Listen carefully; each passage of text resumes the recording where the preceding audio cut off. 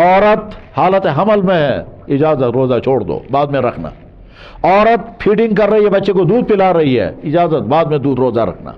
آدمی بیمار ہو گیا، بہت اچھا روزہ چھوڑ دیا، بعد میں روزہ رکھ لیں. جناب سفر میں ہیں، بہت اچھا چھوڑ دیجیے روزہ، آپ بعد میں روزہ. فمن کان منکم مریضا او علی سفر فعدۃ من ایام اخر. تم جب بیمار ہو جاؤ گے، سفر میں ہوگا، آئندہ رکھنا نا، ابھی لازم نہیں. حتیٰ کہ بڑھاپے میں اس عمر کو پہنچ گئے کہ اب آپ روزہ رکھ ہی نہیں سکتے، تو اللہ تعالیٰ فرماتے ہیں بالکل ہی معاف. اب تم ہر روزے کے بعد میں فدیہ ادا کر دینا، میرا مطالبہ ہے ہی نہیں تم سے روزہ رکھنے کا. رحمت والا دین. عورتوں کو مخصوص ایام ہوتے ہیں، ان کا سارا باڈی کا سٹرکچر برم ہوتا ہے، جب وہ مینسز کی حالت میں ہوتی ہیں اس وقت وہ نارمل حالت میں نہیں ہوتی ہے. اللہ نے فرمایا روزہ بالکل نہیں رکھنا، بعد میں جب تم ٹھیک ہو جاؤ گے تب روزہ رکھنا. تو بیماری میں کنسیشن دی، سفر میں کنسیشن دی، عورت فیڈنگ کر رہی ہے کنسیشن دے دی، حالت حمل میں ہے کنسیشن دے دی. جہاں اور پھر روزہ رکھا کیوں؟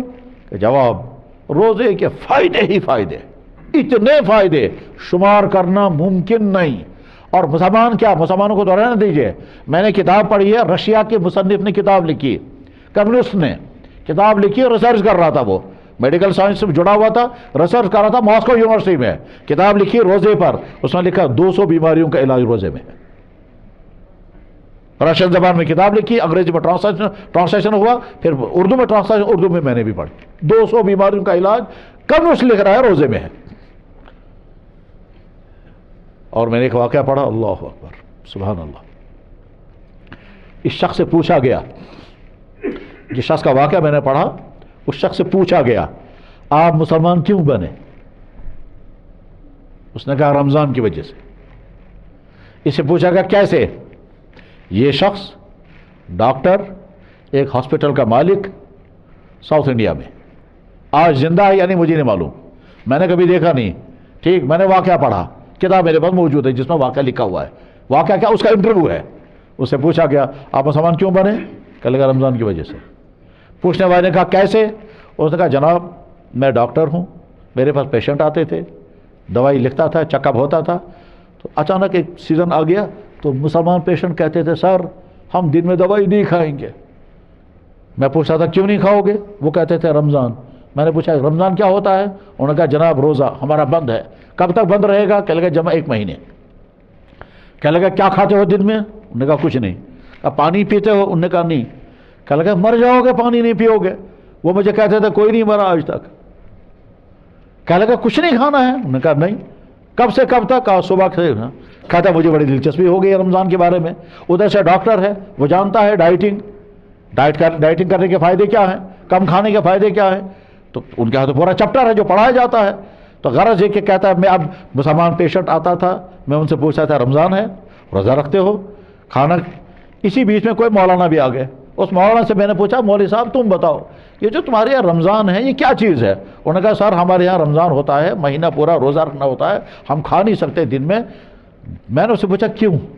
کہتے ہیں اللہ کہتے ہیں کہ اس سے تم گناہ سے بچو گے. کہتا ہے میں نے اس سے پوچھا یار بھوکا رہنے سے گناہ سے کیسے بچے گا آدمی؟ کھانا پینا بند کر دیا اس سے گناہ سے کیسے بچے گا؟ کہنے لگا اللہ تو یہی کہتے ہیں لعلکم تتقون. میں نے اس کو سمجھنے کی کوشش کی مگر میری سمجھ بھی نہیں آیا کہ میں کھانا پینا بند کروں گا اس کی وجہ سے میں گناہ سے کیسے بچوں گا. میری سمجھ میں نہیں آنے لگا. لیکن میں اسے پوچھتا رہا، وہ کہتا رہا ہاں قرآن میں اللہ تعالیٰ یہی کہتے ہیں لعلکم تتقون، تم متقی بنو گے، گناہ سے بچو گے. کہنے لگا میرے دل میں خیال ہے میں بھی تجربہ کروں گا. تو میں نے پوچھا بتاؤ جو روزہ کیسے رکھنا ہے؟ انہوں نے کہا دیکھیے سورج نکلنے سے، سن رائزنگ سے 1.5 گھنٹہ پہلے کھانا پینا بند کر دیں، پھر جب سن سیٹ ہو جائے گا پھر آپ کھانا کھا سکتے ہیں. تو میں نے کہا اس دن میں نے کہا آج میں روزہ رکھوں گا، اور مجھے بتایا کہ اس سے آدمی گناہ سے بچتا ہے. ٹھیک ہے، پھر مجھے کھا نہیں سکتے، پی نہیں سکتے. کہنے لگے جب میں اس دن ہاسپٹل میں آیا تو جب پیشنٹ آئے فیمیل پیشنٹ، عورتیں، کہتے اس سے پہلے کبھی کبھی اگر کوئی جوان عورت آتی تھی تو اس کو دیکھ کر میرے دل میں کبھی برے خیال بھی آتے تھے. اس دن میرے دل میں خیال آنے لگا آج تمہارا روزہ ہے، برے خیال سے اپنے آپ کو بچاؤ. کہتے مجھے اندر فیلنگ پیدا ہو گئی. پھر میں نے اس دن خیال آنے لگا دیکھو یہ جو غریب لوگ آتے ہیں ان کو آج مفت دوائی دے دو، اور جو فیس نہیں دے سکتا اس کو فیس مت لے لو، اور کنسیشن کے دے دو. کہنے لگے مجھے دن بھر یہی فیلنگ آتی رہی، عورتوں کو دیکھنا مت، غلط انداز سے ٹچنگ مت کرنا، ڈائیگنوز کرتے ہوئے کنٹرول کرنا، فیس کم لینا، غریبوں کو معاف کر دو, مفت دوائی دے دو. کہتا پورے دن یہی فیلنگ آتی رہی مجھے. تو شام کو میں نے کھایا تو میں سوچتا رہا یہ بائی دی وے ہوا ہے, کوئی ضروری تھوڑا نہیں ہے, ہو گیا. کہتا 2-4 دن بعد میں نے پھر روزہ رکھا, اس دن پھر یہی ہوا. کہتا کئی مرتبہ جب ایسا ہوا تو مجھے یقین آ گیا کہ واقعتا روزہ رکھنے سے آدمی گناہوں سے بچنے لگتا ہے. پھر میں نے خیال کیا جب روزہ رکھنے سے آدمی گناہوں سے بچتا ہے, میں تو نان مسلم ہو کر میں نے روزہ رکھا, پھر میں گناہوں سے بچنے لگا. جب میں مسلم ہو کر کے روزہ رکھوں گا پھر تو اور اچھا بنوں گا. عید کے دن شام کو, عید سے ایک دن پہلے ایک آدمی کو بلایا اور بلا کر کہا مسلمان کیسے بننا ہوتا ہے. انہوں نے کہا وہاں مسجد میں ہوں گے مولوی صاحب کوئی.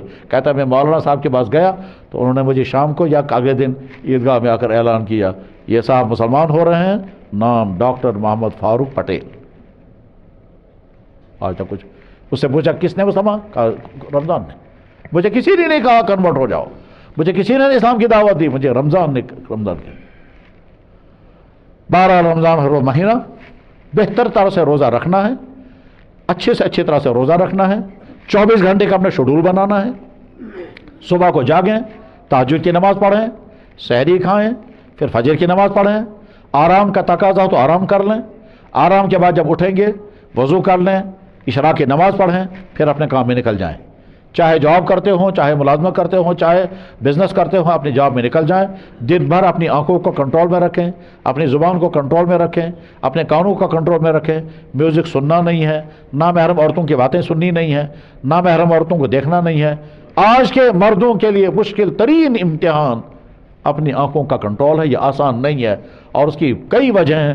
ان وجہوں میں سے ایک وجہ یہ ہے کہ ہماری ہی بیٹیاں, ہماری ہی بہنیں, ہماری ہی مائیں بے پردہ ہو کر, خوب فیشنی کپڑے پہن کر, زیادہ بناؤ سنگار کر کے اور سکن ٹائٹ لباس پہن کر کے پھر رہی ہیں سڑکوں پر, آفسوں میں, دفتروں میں, کالجوں میں, ہسپتالوں میں, سکولوں میں, ہر جگہ.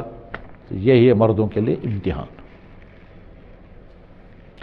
اس امتحان میں پاس ہونا ہے, اور پاس ہونے کی تدبیریں آسان نہیں, مشکل. تدبیریں آسان ہیں لیکن تدبیروں کے بعد اس ایسی کیفیت میں آنا بہت مشکل ہے. جب ایسی صورتحال ہو, ہم سامنے ہماری خاتون نظر پڑ رہی ہے تو اس وقت اپنے آپ کو کہیں تم اس کو دیکھو, اللہ تمہیں دیکھ رہا ہے. نمبر 1, ٹھیک ہے تم اس کو دیکھتے رہو, اس کی شکل, اس کے کپڑے, اس کا کیا کیا تمہیں دیکھنا ہے دیکھتے رہو, لیکن تیار رہو, قیامت کے دن سلائی گرم کر کے تمہاری آنکھوں میں لگائی جائے گی, اس کے لیے تیار رہنا. تم اس کو دیکھتے رہو, اللہ کہہ رہے ہیں تم سے میں جان رہا ہوں تیری آنکھ کیا دیکھ رہی ہے, یعلم خائنۃ الاعین, میں جان رہا ہوں تیری آنکھ کیا دیکھ رہی ہے. اپنے آپ کو سمجھائیں کہ تم اس کو دیکھتے رہو. اللہ تعالیٰ شانہ کہتا ہے میں تیری آنکھوں کی لائٹ چھین سکتا ہوں, طاقت ہے مجھے. اپنے آپ کو کہیں کیا کہ یار زندگی ہو گئی بالغ ہونے سے اب تک دیکھتے ہوئے, ملا کچھ نہیں, کتنا ہی دیکھتے رہو کچھ نہیں ملتا. اپنے آپ کو کہو میں تم کو کھڑا رکھتا ہوں وہاں سڑک پر جہاں سب سے زیادہ ہماری بیٹیاں گزر رہی ہوں, وہاں کھڑے رہو 1 گھنٹے تک, سب کو دیکھتے رہو, اور اس کے بعد پھر مجھے حساب دو تمہیں فائدہ ملا کیا. اور جب اندر سے جواب آئے گا کچھ نہیں ملا تو آگے سے کہیے آج کے بعد میں کبھی نہیں دیکھنے دوں گا. میرے بھائیو, اپنے نفس کو اپنے کنٹرول میں کرنے کا مزاج پیدا کریں. ہم اپنے نفس کے بندے کیوں بنے ہوئے ہیں؟ اللہ تعالیٰ فرماتے ہیں افرأیت من اتخذ الہہ ہوا, آپ نے دیکھا اس انسان کو جس نے اپنی خواہشات کو اپنا خدا بنایا. بس میرا جی چاہتا ہے میں یہ کروں گا, جی چاہتا ہے یہ کھاؤں گا, جی چاہتا ہے یہ کروں گا, جی چاہتا ہے یہ دیکھوں گا, جی چاہتا ہے. تم اس کے جی کے غلام ہو, تم تو اللہ کے بندے ہو. اپنے نفس کو, اپنی خواہشات کو, اپنے شوق کو اپنا خدا مت بناؤ. اور جب انسان محنت کرتا ہے تو ایک سٹیج ایسا آتا ہے کہ انسان کنٹرول کر لیتا ہے, اور جب وہ کنٹرول کرتا ہے تو بڑا لطف آتا ہے, پھر بڑا لطف آتا ہے کہ یا اللہ. اچھا بعض لوگوں سے دھوکہ بھی ہوتا ہے, شیطان عجیب عجیب دھوکے پڑھاتا ہے. مجھے یاد ہے یہیں قریب میں, یہاں قریب میں کوچنگ سینٹر میں بیان کرنے کے لیے گیا تھا, تو وہاں سے جب میں باہر نکلا تو لڑکا ایک بحث کرنے کے لیے, سر یہ بتائیے اگر لڑکا خوبصورت ہوتا ہے تو اس کو دیکھنے میں کوئی حرج نہیں, اگر کوئی لڑکی خوبصورت ہے اس کو دیکھنے میں کیا حرج ہے, اسلام کو کیا پریشانی ہے؟ کبھی آدمی انفیکشن ہوتے ہوتے کہاں پہنچتا ہے. ایک سٹیج تو یہ اللہ کا حکم کیا ہے, ایک سٹیج ہے کہ خدا نے حکم دیتوں کیا ہے, اس کو خدا کے اللہ پر اعتراض ہے. یہ سمجھو یہ 4th स्टेज पर पहुंच चुका है या आखिरी दर्जे में। अब बंदा तो ये कहे, अब उसको मैंने क्या समझाया वो तो अलग चीज है। जनाब जब आपको डॉक्टर कहेगा कि मैंने चेकअप कर लिया, आप इन तमाम चीज़ों को आज के बाद अवॉइड करेंगे, आप वहाँ नहीं आर्ग्यू करते जनाब जो चीज़ मुझे अवॉइड करा रहे हैं इसमें प्रोटीन है, इसमें आयरन है, इसमें विटामिन है, वहाँ आंख बंद करके कहते हैं डॉक्टर ने बैन कर दिया मैं नहीं खाऊंगा। डॉक्टर ने कहा म्यादे में अंतड़ियों में इन्फेक्शन है, राजमा दाल नहीं खाना। आप कभी नहीं कहते राजमा दाल में सबसे ज़्यादा प्रोटीन होता है, मैं क्यों बंद करूंगा, मुझे जवाब बताओ। वो कहेगा जवाब बताओ जाओगा। वहां कैसे इंसान आंख बंद करके फॉलो करता है, जनाब आपने जो कहा मैं मानूंगा। समझदार स्टूडेंट टीचर की बात आंख बंद करके मानता है। सर ने कहा केले में विटामिन डी है, जनाब होगा, देखा तो कहीं नहीं है। सर ने कहा सेब के अंदर विटामिन सी है, जनाब होगा। सर ने कहा जनाब धूप में विटामिन डी है, जनाब होगा। आपने कहा होगा, देखा तो आपने भी नहीं मैंने भी नहीं। वहां आंख बंद करके मानता है इंसान। ठीक, अल्लाह के हुक्म पर एतराज करता है, खुदा इनके ऐसी हुक्म देते जनाब ये भी लिक्विड ये भी लिक्विड, ये क्यों अल्लाह ने हराम कर दिया। तो जो कहा कि तुमने कि आओ ये शाहमत रमजान में, इन्ना लिल्लाहि व इन्ना इलैहि राजिऊन।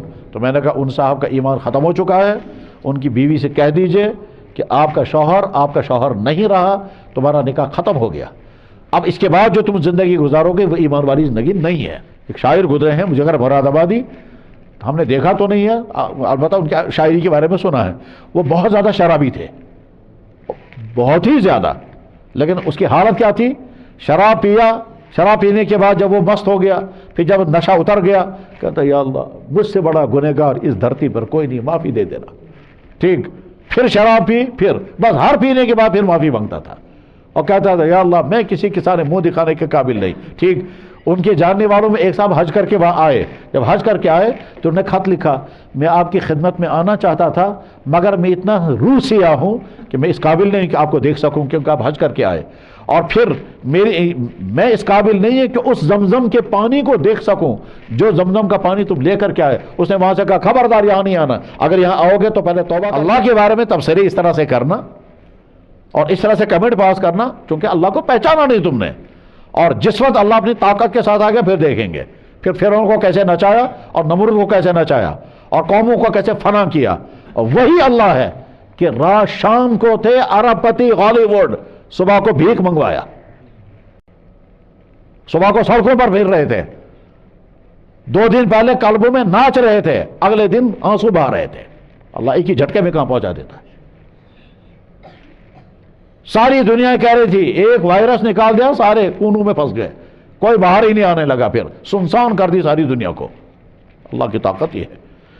तो मेरे भाई रमजान आया, वो भाई जो रोजा नहीं रखते हैं उनके लिए हुक्म है रोजा रखें, और वो भाई जो रोजा रखते हैं बहुत मुबारक, उनके लिए हुक्म है कि अपनी रोजे की हिफाजत करें, रोजे को खराब न करें, रोजे को बर्बाद न करें, अपनी आंखों का कंट्रोल, अपनी जुबान का कंट्रोल, अपनी रमजान तो वो नेमत है। जनाब रसूलुल्लाह सल्लल्लाहु अलैहि वसल्लम का मुबारक इरशाद, जिब्रील ने दुआ की या अल्लाह जिसने रमजान पाया फिर भी अपनी मगफिरत न करा सका वो बर्बाद हो जाए। तो अल्लाह के नबी फरमाया बर्बाद हो जाए। आपने मुझे फ़ोन किया यहीं शहर से, कह लगा जनाब मैं दुआ कर रहा था, हमाम से एक आदमी ने खड़े होकर कहा हे इमाम साहब कह चुकी मैं दुआ करूँ, जागो खुदा सोचो बोजान। अल्लाह ने हम पर रोज़ा फ़र्ज किया और हुस्न इत्तिफाक खुशकिस्मती इस पर रमज़ान गुजर रहा है। अल्हम्दुलिल्लाह अल्हम्दुलिल्लाह। अल्लाह कुरान करीम में फरमाते तुम पे रोज़े फ़र्ज। अल्लाह कुरान करीम में फरमाते हैं जिसने रमज़ान पाया रोज़ा लाजिम। अल्लाह के नबी फरमा रहे हैं जिसने रमज़ान पाया, ठीक, मनसाम रमज़ान ईमान व एहतिसाब गुफ़िर लहु मा रमज़ान आ गया। इसमें भी मुसलमानों की 3 किस्में। एक मुसलमान वो है जो रोज़ा रख सकता है, कोई रुकावट नहीं है, फिर भी रखने को तैयार नहीं। क्यों नहीं है? नफ्स का बंदा, और नफ्स का बंदा अल्लाह के हुक्म के मुकाबले में। लेकिन जब डॉक्टर कहेगा जनाब आपको डाइटिंग करनी है, डॉक्टर कहेगा आपको 2 वक्त खाना नहीं खाना है क्योंकि आपको सिटी करना है, सिटी स्कैन करना है, उसके लिए आपने तैयार है। और जब अल्लाह फरमा रहे बंद कर दो तो नहीं, मैं तैयार नहीं हूं। अल्लाह हिफाजत फरमाए। ऐसे ईमान वाले बाज दफा इस तरह की ईमान वालों का ईमान खत्म भी हो जाता है और उनको पता भी नहीं चलता कि हमारा ईमान खत्म हो चुका है। कैसे? अभी रमजान जब आने वाला था तो यहीं शहर में ایک صاحب کے بارے میں ان کے قریب آدمی نے مجھے بتایا کہ اس نے بولتے ہوئے جو کہا کہ تم نے کہ آؤ یہ شہمت رمضان میں، انا للہ و انا الیہ راجعون. تو میں نے کہا ان صاحب کا ایمان ختم ہو چکا ہے، ان کی بیوی سے کہہ دیجئے کہ آپ کا شوہر نہیں رہا، تمہارا نکاح ختم ہو گیا، اب اس کے بعد جو تم زندگی گزارو گے وہ ایمان والی زندگی نہیں ہے.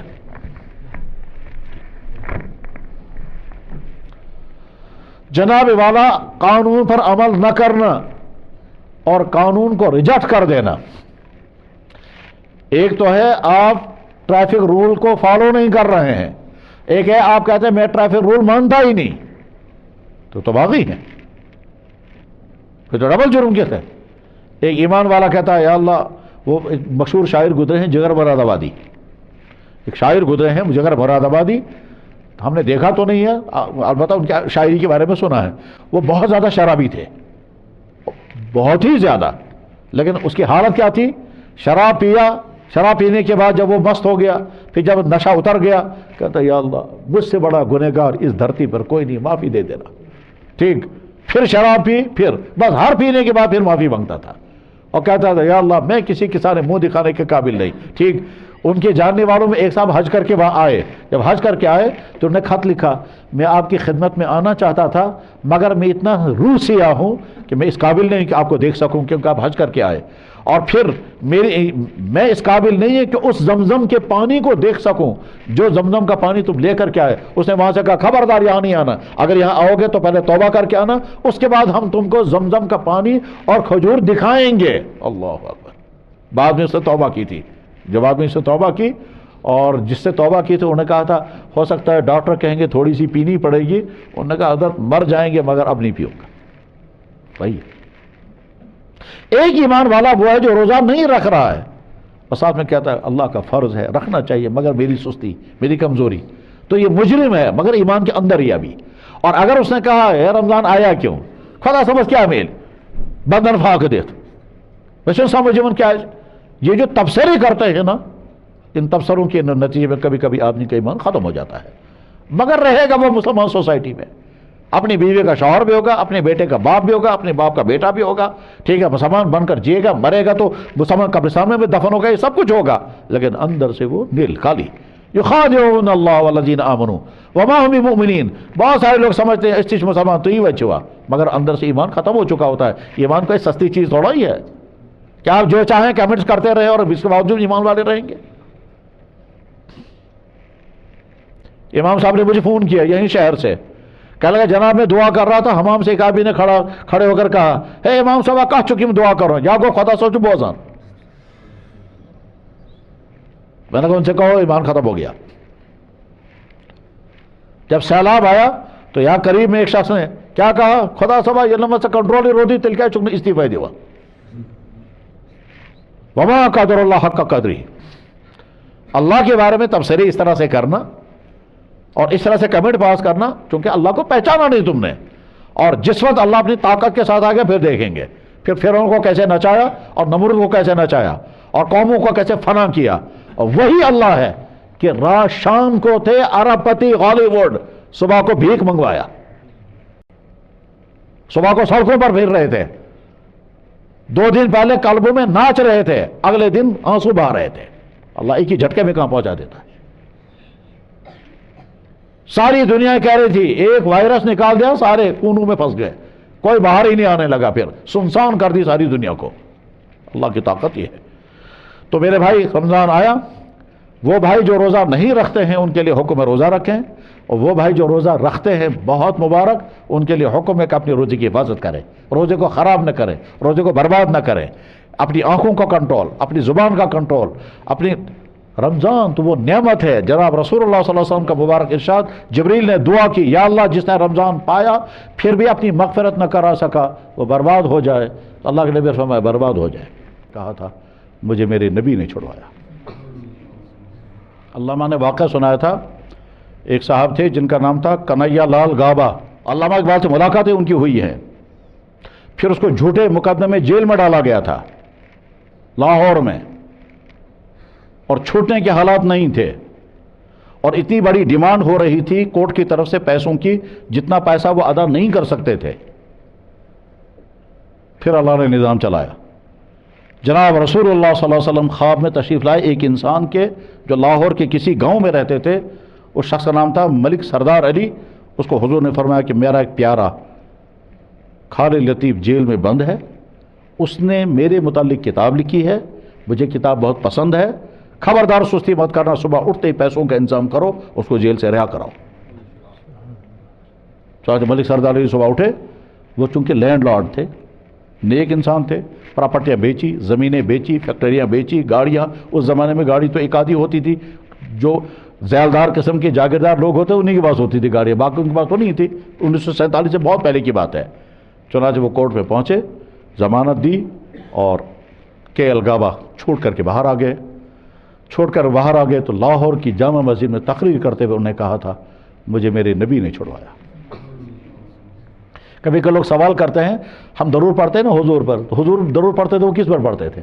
تو جواب ہے محمد رضا کی دو ذاتیں ہیں, محمد ابن عبداللہ اور محمد الرسول اللہ. محمد ابن عبداللہ محمد الرسول اللہ پر درود پڑھتا ہے. انسان کی خامیوں میں سے ایک عجیب تر خامی یہ ہے کہ جو نعمت اسے حاصل ہوتی ہے اس نعمت کا اسے اکثر احساس نہیں ہوتا, لیکن جب وہ چھن جاتی ہے تب اس کا احساس ہوتا ہے.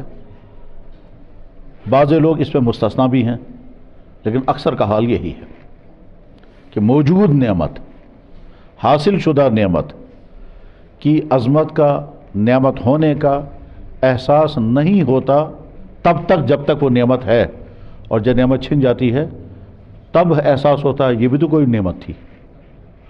اور جب نعمت کا احساس نہیں ہوتا تو اس نعمت کی قدر بھی نہیں ہوتی, اس نعمت کے تقاضوں کو بھی نہیں آدمی جانتا, اس نعمت کے بچانے کی فکر بھی نہیں کرتا, اور اس نعمت کے لیے آگے کیا کرنا چاہیے وہ بھی نہیں, کیونکہ جب نعمت کا احساس ہی نہیں ہے.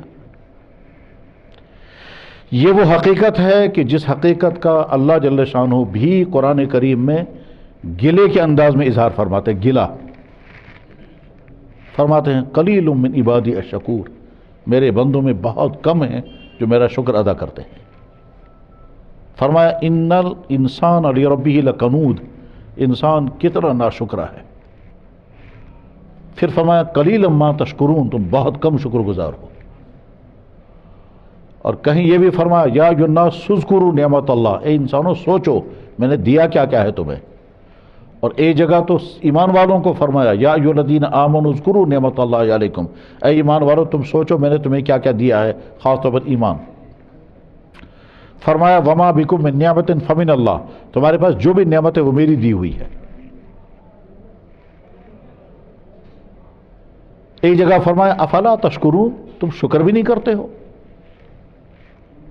غرض یہ کہ انسان کی خامیوں میں سے ایک بڑی خامی یہ ہے کہ انسان موجود نعمت کا احساس نہیں کرتا.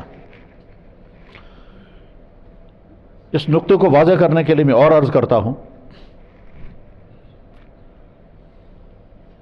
ہم میں سے ہر شخص روزانہ کئی دفعہ فطری طور پر باتھ روم جانے کی ضرورت محسوس کرتا ہے, کرے گا بھی.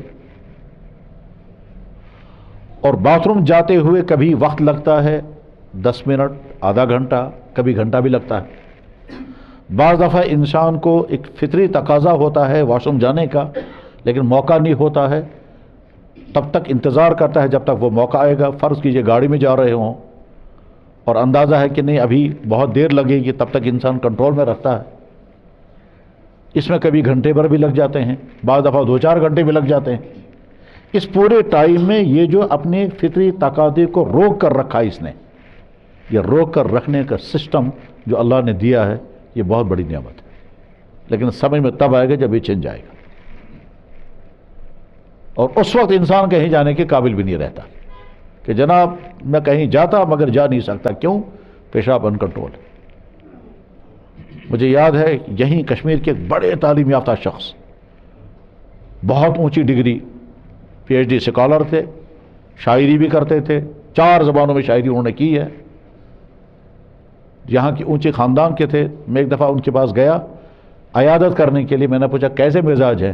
کہنے لگے کیا بتاؤں, کس مصیبت میں پھنس گیا. میں نے کہا کیا ہوا؟ کہنے لگا پیشاب قابو میں نہیں ہے۔ میں نے کہا پھر؟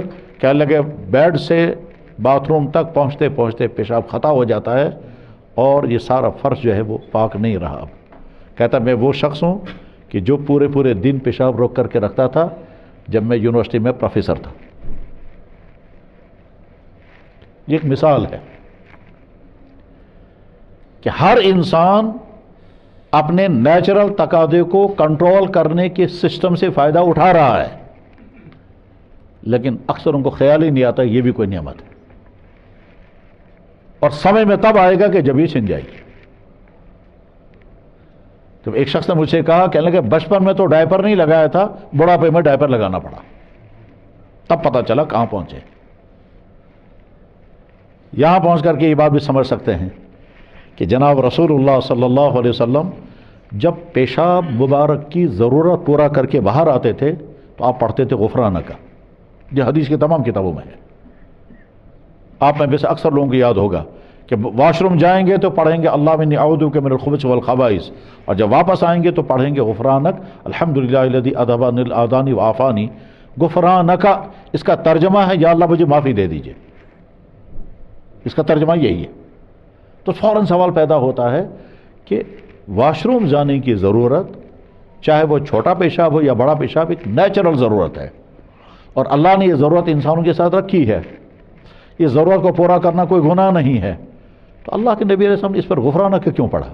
اس پر تو کہیں گناہ ہے نہیں، اور اگر گناہ ہوگا تو ہم سے ہوتا ہوگا، وہ تو گناہوں سے معصوم تھے۔ تو اس لیے واش روم جانے کی طبعی ضرورت پورا کرنے پر گناہ ہونے کا تو تصور ہی نہیں ہے، اور آپ کی ذات اقدس کے بارے میں تو سوچا بھی نہیں جا سکتا، پھر آپ نے غفرانک کا کیوں پڑھا؟ تو جہاں پر یہ حدیث آتی ہے، حدیث کی جو بڑی کتابیں ہیں، جیسے حدیث کی بڑی کتاب ہے ترمذی شریف، یہ امام بخاری کے شاگرد تھے امام ترمذی۔ امام بخاری کا نام ہے محمد ابن اسماعیل، اس امام ترمذی کا نام ہے محمد ابن عیسیٰ۔ امام بخاری بخارا کے تھے، امام ترمذی ترمذ کے تھے، دونوں شہر ازبکستان میں ہیں۔ میں نے بخارا کے لوگوں کو بھی دیکھا ہے اور ترمذ کے لوگوں کو بھی دیکھا ہے، ان سے بھی باتیں ہوئی ہیں۔ ترمذ کے لوگوں سے میں نے پوچھا ترمذ کہا لگا ترمذ، میں نے کہا امام ترمذی کہا لگا امام ترمذی وہیں کے تھے۔ تو امام ترمذی ایک امام گزرے ہیں محدث، وہ امام بخاری کے شاگرد تھے، انہوں نے کتاب لکھی ہے جامع ترمذی، اس میں یہ حدیث موجود ہے کہ اللہ کے نبی علیہ السلام جب تشریف لاتے تھے باہر تو آپ پڑھتے تھے غفرانک کا۔ اس کا ترجمہ ہے یا اللہ مجھے معافی دے دیجئے۔ تب سوال پیدا ہوتا معافی کس چیز کی مانگی جا رہی ہے؟ تو جوابات بہت سارے ہیں، ان بہت سارے جوابات میں سے ایک والا جواب میں عرض کرتا ہوں۔ اللہ کے نبی علیہ السلام یہ تصور دے رہے ہیں کہ پیشاب کی ضرورت پورا کرتے وقت، پیدا کرتے ہوئے میں نے اللہ کی جتنی نعمتوں کو استعمال کر لیا، ان ساری نعمتوں کو میں شکر نہیں کر سکتا، یا اللہ میں اس کی معافی چاہتا ہوں۔ تب سوال یہ وہ کیا ضرورت کا جواب، پیشاب کا آنا یہ اللہ کا احسان ہے، خدا نخواستہ بند ہو جائے تو مصیبت۔ پیشاب آیا اور کنٹرول میں رہا، ان کنٹرول نہیں ہوا، یہ اللہ کی مہربانی ہے، خدا نخواستہ ان کنٹرول ہو جائے۔ جب پراسٹیٹ کی بیماریاں بعض دفعہ ہوتی ہیں بڑھاپے میں، تو اس وقت پتہ چلتا ہے کہ صاحب ہر تھوڑی دیر بعد پیشاب آیا۔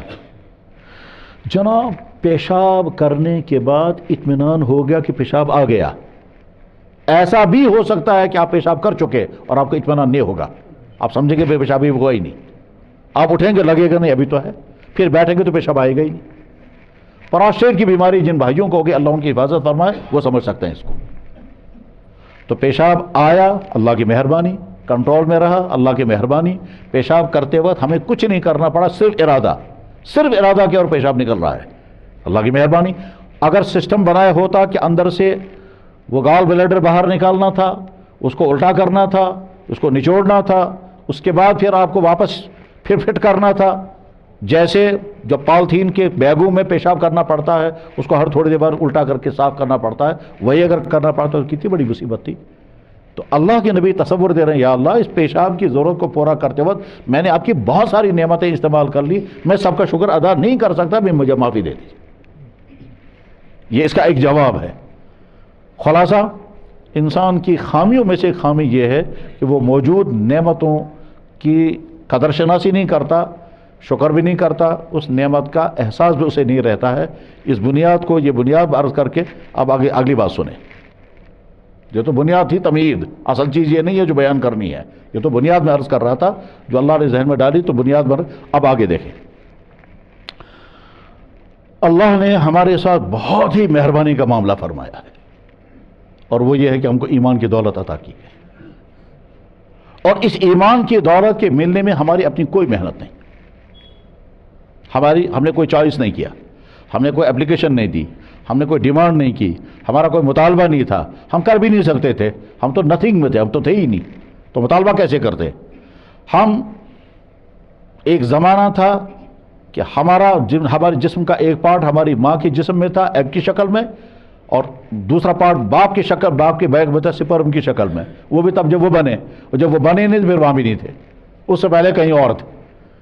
تو ہم کہاں مطالبہ کرتے یا اللہ ہم دنیا میں آنے والے ہیں، آپ ہم کو ایمان والے کے گھر میں پیدا کر دیجیے گا، کسی کافر کے گھر میں نہیں۔ اللہ نے یہی فیصلہ فرمایا کہ بے شماروں کو میں کافر کے گھر میں پیدا کروں گا، کچھ کو میں ایمان والے کے گھر میں پیدا کروں گا۔ آپ میں سے جو پڑھے لکھے حضرات ہوں گے یا جن کا اس طرح کے تعلق ہوگا وہ جانتے ہوں گے کہ غیر مسلموں کی طرف سے ایک اعتراض ہمیشہ یہ بھی آتا ہے کیا کہ اللہ نے ہم کو کافر گھر میں پیدا کیا، ہمارا کیا قصور ہے؟ ٹھیک لگا کہ بیٹھیں، آرام سے بیٹھیں۔ اللہ نے اگر ہم کو غیر مسلم کے گھر میں پیدا کیا تو ہمارا کیا قصور ہے؟ آپ کو مسلمان کے گھر میں پیدا کیا، آپ مسلمان بن گئے، ہم کو بھی مسلمان کے گھر میں پیدا کیا ہوتا تو ہم بھی مسلمان ہوتے۔ ان کو کیا جواب دیں گے یہ الگ مسئلہ ہے، ان سے بحث نہیں، لیکن ہمیں اپنی جگہ یہ سوچنا چاہیے کہ اگر ہم کو بھی اللہ نے اسی گھر میں پیدا کیا ہوتا تو ہم کہاں ہوتے آج؟ کم سے کم موجودہ حالت میں نہیں ہوتے، نہ ہمارا یہ نام ہوتا، نہ ہماری شکلیں ہوتی، نہ ہماری یہ سوچ ہوتی، نہ ہماری یہ تھنکنگ ہوتی، نہ ہماری امیدیں ہوتی، نہ ہماری زبان پر اللہ کا نام ہوتا، نہ ہم یہ کہتے ہمارا دین اسلام ہے، نہ اس طرح سے مسجد میں آتے، نہ مرنے کے بعد قبرستان میں دفن ہوتے، سب دوسرے کچھ اور ہوتا۔ پیدا ہونے سے لے کر کے مرنے تک جو کچھ ہمارا سسٹم یہ سارا تب ہے کہ ہم ایمان والے بن کر آئے دنیا میں۔ اگر کسی اور گھر میں پیدا ہوئے ہوتے تو ہو سکتا ہے کچھ ایسی چیز منہ میں ڈالی گئی ہوتی جس کا آج ہم نام لینا بھی پسند نہیں کرتے، کیونکہ میں ایسے انسانوں کو جانتا ہوں جنہوں نے مجھے خود کہا کہ ہمارے ہاں جب بچہ پیدا ہوتا ہے تو ہم اس کو فلاں جانور کا پیشاب اس کے منہ میں ڈالتے ہیں، مجھ سے خود کہا، کیونکہ وہ ہمارے پڑوسی، میں رہا ہوں ان کے ساتھ۔ ہمارے ہاں جب بچہ پیدا ہوتا ہے تو ہم سب سے پہلے اذان پڑھتے ہیں، تو اذان اس لیے پڑھی گئی کیونکہ مسلمان کے گھر میں پیدا ہوئے۔ ہمارے ماں باپ نے اللہ کا شکر ادا کیا، اللہ کا شکر ادا کیا ہوگا، کسی اور کا نہیں، یہ سب اس لیے کہ ہم مسلمان تھے، تو اللہ نے ایمان کی دولت عطا فرمائی۔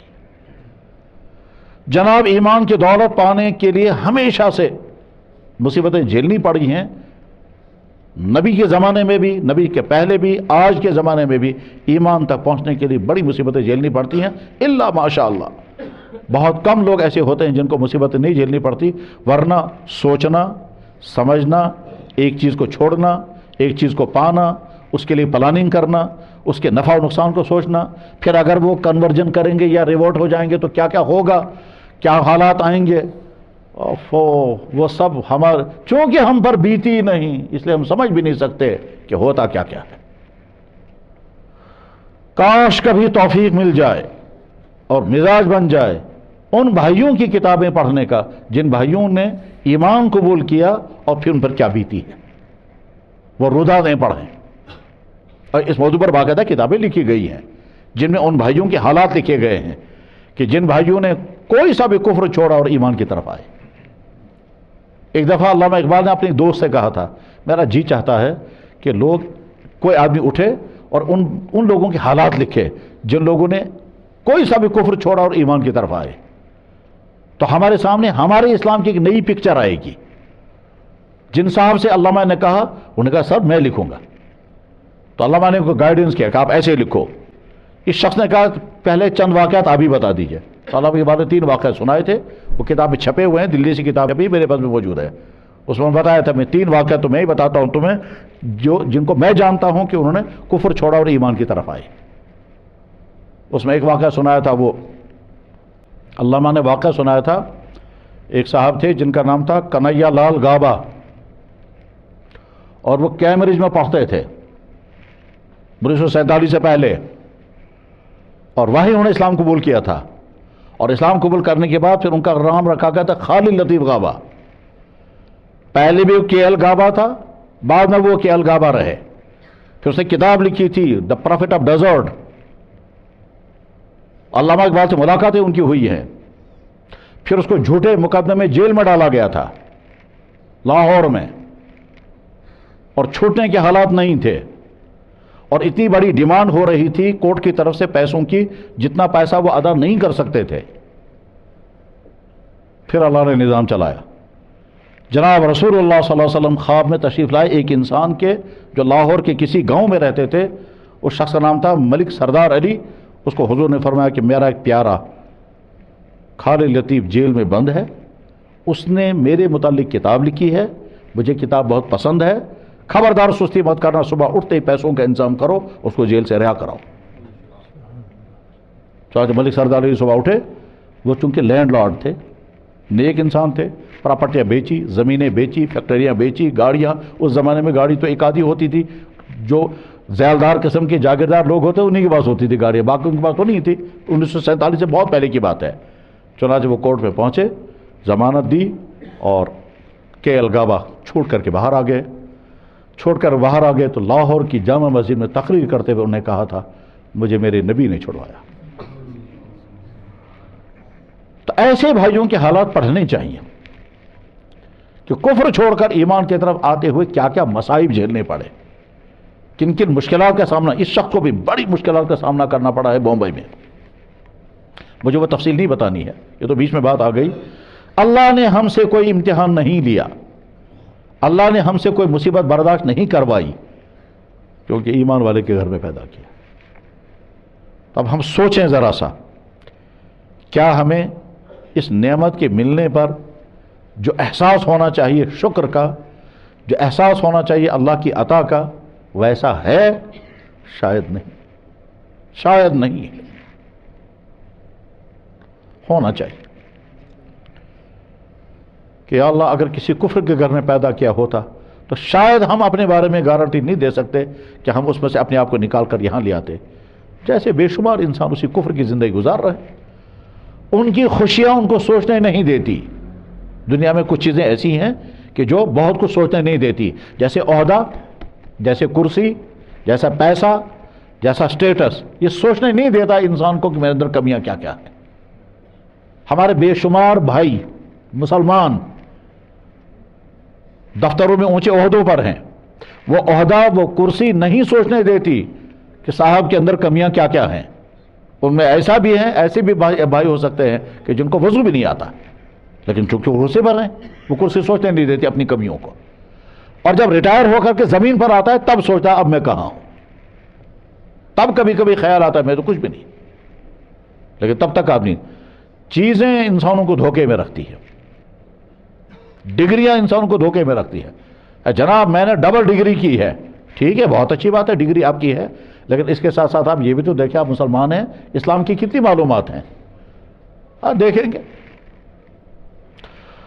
میرے بھائی بس کیا ہمیں احساس ہے؟ اگر ہے تو بہت الحمدللہ، اور اگر احساس نہیں تو احساس پیدا کرنا چاہیے، اور کبھی تنہائی میں بیٹھ کر سوچنا چاہیے کہ یا اللہ اگر آپ نے مجھے کسی کفر کے گھر میں پیدا کیا ہوتا تو میں کہاں ہوتا آج۔ جب کسی کو جب ایکسیڈنٹ ہو جائے تو فوراً سوچے، آپ بھی زندگی بھر گاڑیوں میں چلتے رہے، اپنی گاڑی میں یا کسی اور کی گاڑی، آپ کا بھی ہو سکتا ہے، لیکن انسان کیا کہتا ہے مجھے نہیں ہو سکتا، میرا نہیں ہو سکتا۔ کیوں نہیں ہو سکتا؟ جس کا ہوا وہ آپ سے زیادہ ماہر تھا، تو جیسا اس کا ہو سکتا ہے کہ جناب آگ لگ گئی گھر جل گیا، ہمارا نہیں ہو سکتا۔ کیوں نہیں ہو سکتا؟ جیسے ان کا جل گیا ایسے آپ کا بھی جل سکتا ہے۔ یہ نادانی چھوڑ دینی چاہیے کہ صاحب اس کے ساتھ ہوا میرے ساتھ نہیں ہو سکتا ہے، نہیں، اس کے ساتھ ہوا ہمارے ساتھ بھی ہو سکتا ہے۔ ہم سے زیادہ ماہر ڈرائیور سے ایکسیڈنٹ ہو سکتا ہے، ہم سے زیادہ ماہر ڈاکٹر سے غلط ڈائگنوزنگ ہو سکتی ہے، ہم سے زیادہ ماہر انجینئر سے غلط ڈیسیژن ہو سکتا ہے، ہم سے زیادہ بڑے عالم کی غلطی ہو سکتی ہے، ہم سے زیادہ پڑھے لکھے انسان نے غلط فیصلہ کیا، ایسا ہو سکتا ہے، ہوتا ہے۔ اسٹوڈنٹ استاد کو کہتا ہے سر غلطی ہو گئی، آپ کا غلط ہو گیا۔ امام بخاری رحمہ اللہ تعالیٰ جب چھوٹے بچے تھے اور حدیث پڑھنے کے لیے آئے تو انہیں کھٹ سے کہا حضرت آپ کی حدیث غلط ہو گئی، انہوں نے کہا چھوٹے سا بچہ ہے، کیا مجھے کہتے ہو حدیث غلط ہو گئی؟ تم کیسے کہہ سکتے ہو؟ کہنے لگا حضرت آپ کتاب میں دیکھ لیں۔ انہوں نے کہا چھوٹا سا بچہ تم مجھے کیا کہو گے میری حدیث غلط ہو گئی؟ کہنے لگا سر حضرت کتاب میں دیکھ لیں، آپ کتاب میں جا کے دیکھ لیجئے کیا ہے۔ تو انہوں نے ران کہا چپ بیٹھو۔ امام بخاری چھوٹا بچہ تھا، خاموش بیٹھے۔ اگلے دن بولا بے کہاں گیا وہ بچہ؟ جی۔ کہنے لگا تم صحیح کہتے تھے، کتاب میں وہی لکھا جو تم بتا رہے تھے۔ شاگرد نے استاد تو غلطی ہو سکتی ہے۔ میرے بھائی اللہ نے ہم کو ایمان کی دولت عطا فرمائی، مزاج بنائیں، کبھی تنہائی میں بیٹھ کر کے اللہ کے بارگاہ میں شکر ادا کریں، اور بہت خوش ہوتے ہیں اللہ تعالیٰ شانو جب بندہ کہتا ہے یا اللہ آپ کا شکر۔ فرمایا لئن شکرتم لازیدنکم، اگر تم شکر ادا کرو گے میں اور عطا کروں گا۔ مزاج بنائیں شکر کا پیدا کرنے کا۔ جناب جو ہے اگر نہ ہوتا تو کیا ہوتا؟ جو ہے اگر نہ ہوتا تو کیا ہوتا؟ ایمان ہے نہ ہوتا تو کیا ہوتا؟ صحت ہے نہ ہوتی تو کیا ہوتا؟ گھر ہے نہ ہوتا تو کیا ہوتا؟ اولاد ہے نہ ہوتی تو کیا ہوتا؟ عہدہ ہے نہ ہوتا تو کیا ہوتا؟ رات کو نیند آ گئی نہ آتی نہ ہوتی تو کیا ہوتا؟ کھانا مل گیا نہ ملتا تو کیا ہوتا؟ کھانا کھایا کھا پائے نہیں کھا پاتے تو کیا ہوتا؟ ڈائجسٹ ہو گیا نہیں ہو پاتے تو کیا؟ جناب ہر چھوٹی اور بڑی چیز کے متعلق سوچا جائے، نہ ہوتا تو کیا ہوتا؟ ابھی میں چند دن پہلے ایک ڈاکٹر کی خدمت میں گیا عیادت کرنے۔ ڈاکٹر کے پاس تو جاتا ہے آدمی علاج کرانے، میں ان کی عیادت کرنے کے لیے گیا۔ دیندار، نمازی، روزہ، سب کچھ، بہت حسرت کے ساتھ کہتے رہے زندگی بھر میں علاج کرتا رہا، ہزاروں کا علاج کیا، آج خود بیمار ہوں۔ نہ جانے کتنے کینسر پیشنٹوں کا میں نے علاج کیا، آج خود کینسر پیشنٹ ہوں۔ پھر غم حسرت کے ساتھ کہنے لگے کچھ سمجھ میں نہیں آتا ہے اس کشمیر میں اتنا کینسر کیوں پھیل گیا ہے، باقی وہاں کنیا کماری سے یہاں تک کہیں اتنا نہیں ہے جتنا ہے کشمیر۔ حسرت کے ساتھ کہہ رہے تھے۔ میرے بھائیوں مزاج بنائیں، جو ہے اللہ نے نعمت عطا کی ہے شکر پڑھنے کے مزاج بنائیں۔ اب جب اللہ نے ہم کو یہ ایمان کی دولت عطا فرمائی ہے، الحمدللہ علی نعمت الایمان، یا اللہ شکر آپ کی بارگاہ میں، بہت شکر، بہت ہی شکر۔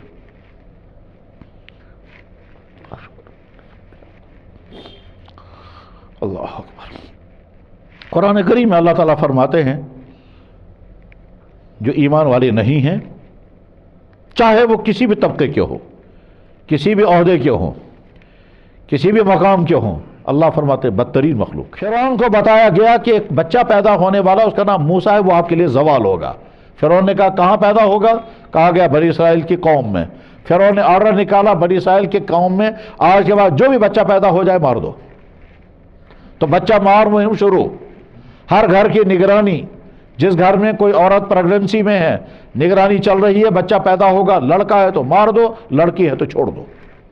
یقتلون ابناءہم ویستحیون نساءہم یذبحون ابناءہم، بعضے جو زیادہ ظالم قسم کے تھے وہ ماں کے سامنے بچے کو ذبح کر دیتے تھے، بعضے ظالم ایسے تھے ماں کے سامنے بچے کی گردن ایسے مروڑتے تھے، بعضے ظالم ایسے تھے بچے کو کہتے تھے یہاں سے باہر لے جا کے مار، لیکن آرڈر ہے صاحب کا، تو صاحب کا آرڈر ہے اس لیے بچے مارے جا رہے ہیں۔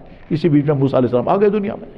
موسیٰ علیہ السلام کی والدہ سوچتے اب کیا ہوگا، آئیں گے اس کے افراد میرے بچے کو لے جا کر ماریں گے یا میرے سامنے مار دیں گے۔ اسی پریشانی میں اللہ تعالیٰ فرماتے میں نے موسیٰ کی ماں پر وحی کی، وَأَوْحَيْنَا إِلَىٰ أُمِّ مُوسَىٰ، ہم نے موسیٰ کی والدہ پر وحی کی کہ بچے کو دریا میں ڈال دو، القیہ فی الیم۔ موسیٰ کی والدہ نے بچے کو ڈبے میں رکھا اور دریا میں پھینک دیا، کیونکہ اللہ کی طرف اب ڈبہ جا رہا ہے دریا میں۔ جہاں فرعون کا محل تھا وہاں دریا نے ڈبے کو سائڈ پر پھینک دیا۔ دریا جو ہے وہ جب چلتا ہے تو دریا میں گری پڑی چیزیں سائڈ پر گرتی رہتی ہیں۔ دریا کا ایک اصول یہ بھی ہے وہ چیزوں کو سائڈ پر پھینکتا رہتا ہے، کبھی لاش کو بھی پھینک دے گا۔ جب سیلاب آتا ہے اور جنگل کی لکڑیاں آتی ہیں تو جب سیلاب نکل جاتا ہے تو آپ دیکھیں گے دائیں بائیں لکڑیوں کے انبار ہوتے ہیں۔ دریا چلتا ہے چیزوں کو سائڈ پر پھینکتا رہتا ہے، بعض چیزوں کو نیچے دبا دیتا ہے اور آگے چلتا ہے، یہ نیچرل سسٹم ہے اللہ کا۔ تو صندوق سائڈ پر پھینک دیا، کہاں؟ جہاں فرعون کا محل تھا۔ اتفاق سے فرعون اپنی بالکونی میں بیٹھا، اس نے دیکھا وہ محل اٹھا کے لاؤ، جب صندوق اٹھا کر لا گئے تو اندر سے بچہ نکلا، وہ بچہ زندہ تھا۔ فرعون سمجھ گیا کہ چونکہ میں نے آرڈر دیا ہے بچوں کو مارا جائے، کسی ماں نے بچے کو بچانے کے لیے دریا میں پھینک دیا ہے، یہی بچہ ہے، आओ मैं जल्दी से मार दो इस बच्चे को। अल्लाह ताला फरमाते मैं ने फिरौन की बीवी के दिल में डाला, वो आकर बीच में खड़ी हो गई कि खबरदार बच्चे को हाथ नहीं लगाना, ये तो इतना प्यारा मेरा बच्चा, ये आपके लिए भी लख्ते जिगर, मेरे लिए भी लख्ते जिगर, ये कोई चाइन खातर थे बशन शाहजार कुर्रत आईनी ली वलक, मेरी आंखों की ठंडक तेरी आंखों की ठंडक दोनों की। फिरौन कहने लगा कि ये मूसा तो नहीं है, यही होगा वो मूसा। उन्होंने कहा ये कहाँ मूसा होगा, ये तो दरिया से निकला। ठीक, वो कह रहा नहीं यही होगा मूसा, बीवी कहती नहीं होगा। शौहर कहता अब क्या करना है, कहने लगा बच्चे की हिफाजत कर। बहरहाल बीवियों के सामने तो बड़ों बड़ों की नहीं चलती।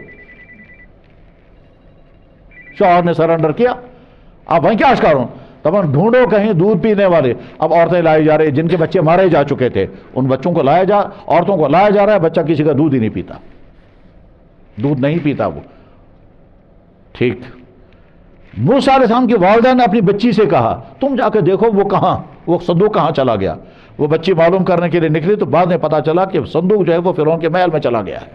फिरौन के महल में चला गया, वापस आकर कहा अम्मा जान फिरौन के महल में संदूक पहुंच चुका है, जहां से कत्ल का ऑर्डर, बच्चा वही है।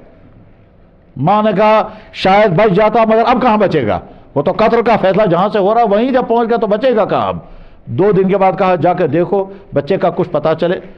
अगले दिन वो बच्ची चली गई, मालूमात करते करते, मालूमात करने के लिए महल के अंदर घुस गई तो वहां देखा कि वो सब परेशान हैं क्योंकि बच्चा किसी का दूध नहीं पी रहा है और चाहते हैं वो कि किसी की छाती ये पकड़ ले, वो किसी की छाती पकड़ता नहीं, वो परेशान थे। तो इस बच्ची ने हिम्मत करके कहा कि एक औरत के बारे में मैं भी खबर बता सकती हूँ, शायद उसकी छाती ये पी ले। तो वो तो थे ही परेशान, ने कहा जल्दी बताओ। चुनांचे बच्ची के साथ फिरौन के कारिंदे आए और मूसा अलैहिस्सलाम की वालिदा लेकर के चले। चलो पहुंचे वहां, बहुत नाजुक मरहला था। क्या मजा कि जिस वक्त मां अपने बच्चे को कई दिन के बाद देखेगी और वो भी दरिया से निकला हुआ बच्चा, और वो सोच रही थी कि या तो दरिया में डूबा होगा या इसमें दम फेंट गुमुत, दबे में जब बंद था, न दरिया में डूबा न दम फेंट हुआ है। फिर फिरौन के दरबार में गया होगा तो उसे मार दिया होगा, न वहां मरा न यहां मरा, न फिरौन के दरबार में है ये जिंदा। तो जो ही मां अपने बच्चे को देखेगी वो ममता से बेकरार होकर के हाय मेरा लगते जिगर, हाय मेरा प्यारा, और लगाएगी गले से, उन तमाम को शक होगा इसी का बच्चा है। तो अल्लाह ताला शाह ने फरमाया वरबतना अला क़ल्बिहा, हमने मूसा की माँ को कंट्रोल में रखा, खबरदार बेकरारी का इज़हार मत करना वरना उनको शक हो जाएगा बच्चा इसी का है। चुनांचे मूसा के वालिदा के दिल में मोहब्बतों का तूफान, और जाहिर से दिखा रही है बिल्कुल परवाह उनके बच्चे की तरफ नजर भी नहीं की।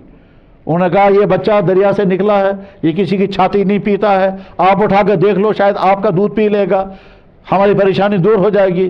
बड़ी एराज की शक्ल में बेतवज्जोही के साथ, जैसे दिल ही नहीं करता है किसी अजनबी बच्चे को उठा करके, अजनबी बच्चे को उठा करके अंदर से मोहब्बतों का तूफान है और जाहिर में ड्रामा। क्या हो रहा है, मैं बिल्कुल नहीं जाहिर। जरा बच्चे को जो ही छाती से उसने खटा खट चूसना शुरू किया, ओफो, फिरौन को फौरन साहब को इत्तला पहुंच गई, जनाब एक औरत मिल गई, उस औरत का दूध इसने पी लिया, छाती पकड़ ली। फिरौन ने वहां से ऑर्डर निकाला इस बच्चे को इस औरत के हवाले कर दिया जाए, हिफाजत की गारंटी ली जाए और बच्चे के तमाम खर्चे दफ्तर से पूरे किए जाएं, हर महीने फंड्स जारी भी होगा, ठीक, बाकायदा निगरानी चलती रहेगी, बच्चे को कोई नुकसान नहीं होना चाहिए, और मूसा को कत्ल करने का ऑर्डर बरकरार है। अल्लाह की ताकत ये है। अल्लाह अकबर। कुरान को किस्सों की किताब थोड़ा ही है। तो अल्लाह की ज़ात के बारे में हमारा अकीदा ये होना चाहिए। जनाब रसूल अकरम नबी हैं, खातमुन नबीयीन, आखिरी नबी, हर नबी इलाके के लिए, पूरे आलम के लिए नबी बनकर आए, मोहम्मद रसूलुल्लाह सल्लल्लाहु अलैहि वसल्लम। ठीक, बस ईमान, अब ईमान के बाद अगली ज़िंदगी अब होगी अमली ज़िंदगी। जनाब ईमान कबूल करने के बाद सबसे पहला फ़र्ज़ जो हर मुसलमान पर है वह है नमाज। हर मुसलमान देखिए मैं नमाज पढ़ रहा हूँ या नहीं। नमाज का हुक्म इतना ताकीदी है कि जनाब रसूलुल्लाह सल्लल्लाहु अलैहि वसल्लम ने इरशाद फरमाया जिसने जानबूझकर एक नमाज छोड़ी उसने कुफ्र किया। कुरान करीम में अल्लाह ताला फरमाते हैं कि जन्नत वाले जन्नत में, जहन्नम वाले जहन्नम में जाएंगे, तो जन्नत के लोग आपस में बैठकर मीटिंगें होंगी, फिर मुबारकबादियाँ दी जाएंगी। जैसे बच्चे जब पास हो जाते हैं तो फिर पूछते हैं अच्छा आपने कैसे पेपर किया था, अच्छा मैंने ऐसे पढ़ा, अच्छा पढ़ते कैसे, अपनी फिर कहानियाँ सुनाते हैं मेहनत करने की। کامیابی کے بعد انسان اپنی کامیابی کو رودادے سناتے ہوئے خوشی محسوس کرتا ہے. تو ایسے پوچھیں گے اچھا آپ نے کیسی زندگی گزاری تھی, جنت آپ کو مل گئی, کیا کیا؟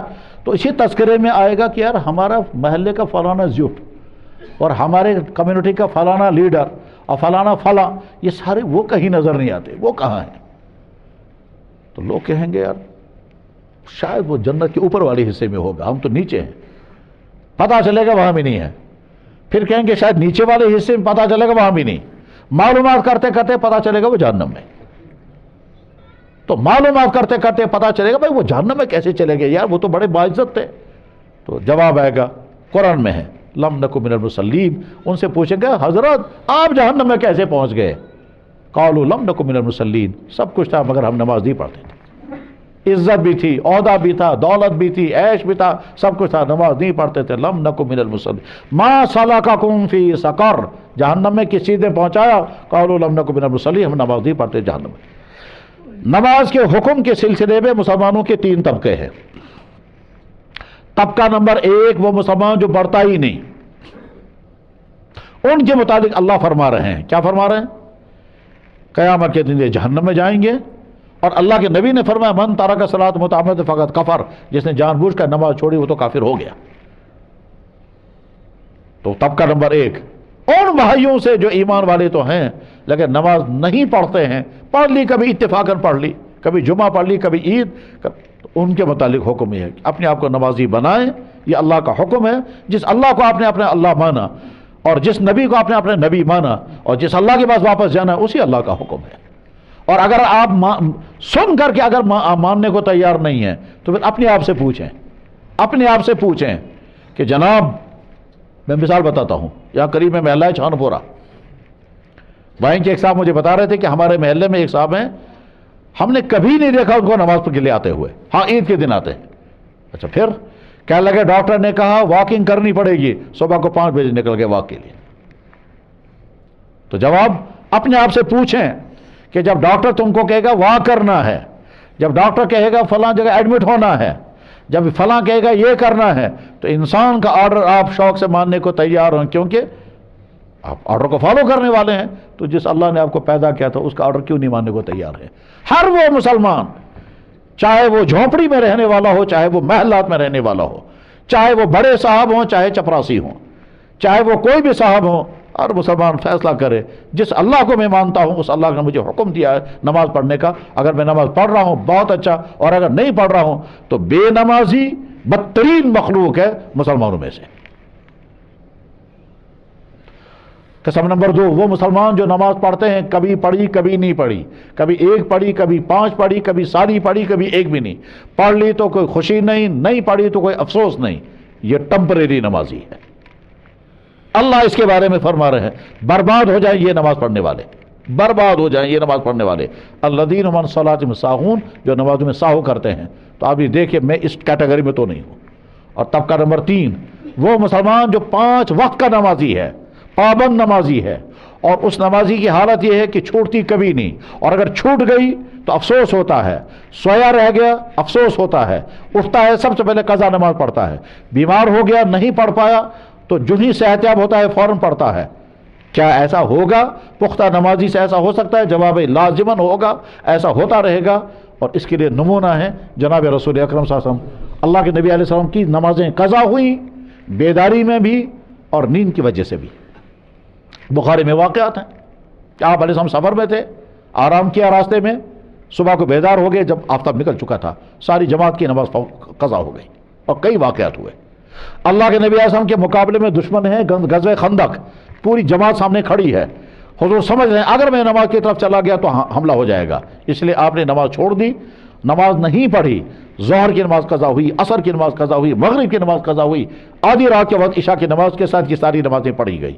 حضرت عمر ابن خطاب رضی اللہ عنہ حضور کی خدمت آئے کہ یا رسول اللہ ملا اللہ بیوتہم قبور و نارا, ان کے گھر میں آگ لگا دے اللہ تعالیٰ شانو, میں نماز نہیں پڑھ سکا, عصر کے بعد چھوٹ گئی مجھے, محاذ پر کھڑے ہیں, دشمن جانتے اگر یہ نماز پڑھنے لگیں گے تو ہم حملہ کریں گے, اس لیے حضرت عمر نماز نہیں پڑھ سکے.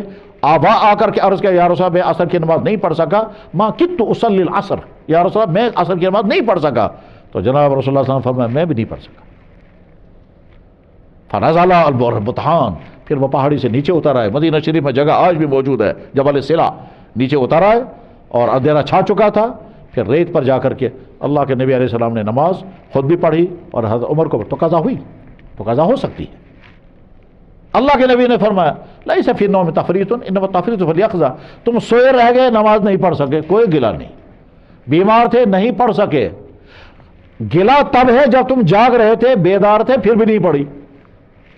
وہ ہمارا مسلمان بھائی جو رات کے 12 بجے پر فیس بک چلانے کو تیار, وہ ہمارا مسلمان بھائی جو ڈاکٹر کے کہنے پر واکنگ صبح شام کرنے کے لیے تیار, وہ مسلمان جو جناب اپنے کتے کو واکنگ کرانے کے لیے گھنٹہ بھر لے جاتا ہے, وہ مسلمان سوچے نا نماز کے لیے کیوں نہیں اسے وقت توفیق مل رہی ہے. کہتے ہیں ڈرائیور گاڑی چلا رہا تھا, صاحب گاڑی میں تھے, آگے چل کر مسجد کے قریب ڈرائیور نے کہا صاحب میں نماز پڑھتا ہوں, اگر آپ اجازت دیں تو اندر چلا جاؤں, نماز پڑھ کے آؤں. انہوں نے کہا جلدی پڑھ کے آؤ. چلا آیا, اس کو زیادہ مزہ آیا تو اسے تھوڑا لمبی کر دی. تو باہر سے اس نے کہا کون ہے تم, وہاں کیا کر رہے ہو؟ کہنے لگا سر نماز پڑھ رہا ہوں. کہنے لگا بھائی نماز اتنی کتنی لمبی نماز ہے, تجھے کس نے پکڑ کر کے رکھا ہے, تو آنے کیوں نہیں دیتا؟ کہنے لگا سر اسی نے پکڑ کر کے رکھا جو آپ کو اندر نہیں آنے دے رہا ہے, کہ میں انتظار کروں گا تم پڑھ کر کے آؤ, وہ کیوں نہیں پڑھنے. تو بہرحال جو پختہ نمازی ہیں, ان پختہ نمازیوں کو یہ نہیں سمجھنا ہے ہم تو پختہ نمازی, ہم کہیں پہنچ گئے, نہیں. ان کو ساتھ میں یہ سوچنا ہے کہ ایک نماز وہ ہوتی ہے جو اتنی پاورفل, اتنی طاقتور, اتنی اللہ کو پسند کہ اللہ اس نماز کے انتظار میں رہتے ہیں کب میرا بندہ مجھے سجدہ کرے گا. وہ نماز وہ ہے جس کے بارے میں اللہ فرماتے ہیں ان الصلاۃ تنہی عن الفحشاء والمنکر, نماز تم کو تمام برائیوں سے روکے گی. اگر میں 5 وقتہ نمازی ہوں اور اس کے باوجود میری آنکھیں کنٹرول میں نہیں ہیں, اگر میں 5 وقتہ نمازی ہوں اس کے باوجود میں کرپشن سے نہیں رک رہا ہوں, اگر میں 5 وقتہ نمازی ہوں اس کے باوجود میں فراڈ کرنے سے نہیں رکتا ہوں, اگر میں 5 وقتہ نمازی ہونے کے باوجود میں اپنے بھائی کی پراپرٹی ہڑپ کر رہا ہوں, اس کا مطلب یہ ہے کہ میری نماز میں ڈیفیکٹ ہے. اللہ تو فرما رہے نماز تم کو برائیوں سے روکے گی, میری نماز مجھے کیوں نہیں روک پا رہی ہے, اس کا تو نماز میں ڈیفیکٹ ہے. تو جو بے نمازی بھائی ہے وہ نمازی بنے, جو ٹمپریری نماز ہے وہ پختہ نمازی بنے, اور جو پختہ نمازی ہے وہ یہ فکر کرے کہ میری نماز ہے ویسی جیسی اللہ کو پسند ہے. کہیں ایسا تو نہیں ہے کہ نماز پڑھ کر میں جب فارغ ہوتا ہوں تو نماز کہتی ہے یا اللہ جس طرح اس نے مجھے برباد کیا تو بھی اس کو برباد کر دے.